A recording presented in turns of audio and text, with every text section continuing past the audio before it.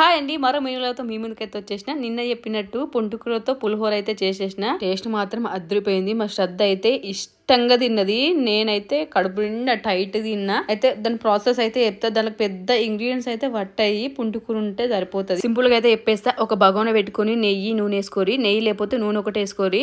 తర్వాత స్పైసెస్ చూపించిన కదా బిర్యానీ, అవి వేసుకోరి. తర్వాత పచ్చిమిరపకాయలు, ఉల్లిగడ్డలు మంచి గోలిన తర్వాత కరివేపాకు, పుదీనా, కొత్తిమీర, అల్లం ఎల్లిగడ్డ పేస్ట్ వేసి మంచి గోలించుకోవాలి. కొంచెం ఉప్పు కూడా వేసిన, దొడ్డుప్పు. మీరు దొడ్డుప్పు ఉంటే దొడ్డుప్పు వేసుకోవాలి, లేదంటే సన్నుప్పు వేసినా సరిపోతుంది. పసుపు వేసుకొని పుంటుకూర ఆకులు కూడా వేసుకొని మంచి గోలించుకోవాలి. అప్పుడు కొంచెం అయితే నేను కారపొడి వేసిన. ఇష్టం ఉంటే వేసుకోండి, లేదంటే స్కిప్ చేసేసేయండి. ఒక 2 టమాటాలు ఉంటే కూడా వేసుకుంటే బాగుంటది. ధనియాల పౌడర్ వేసుకొని అవన్నీ మంచి ఉడికిన తర్వాత ఇప్పుడు బియ్యానికి తగ్గట్టు వాటర్ పోసుకొని నేనైతే ఒకటి వాటర్ అయితే పోసిన. అవి మంచి మరిగిన తర్వాత రైస్ వేసి ఒక 10 మినిట్స్ అయితే ఉడికించుకున్నా. 5 నిమిషాలు ముగ్గులు పెట్టిన. టేస్ట్ మాత్రం అదిరిపోయింది. మీరు ఒకసారి ట్రై చేయండి. మా చిన్నోడు అయితే ఎంత ఇష్టంగా తిన్నాడో. Please subscribe, like, by.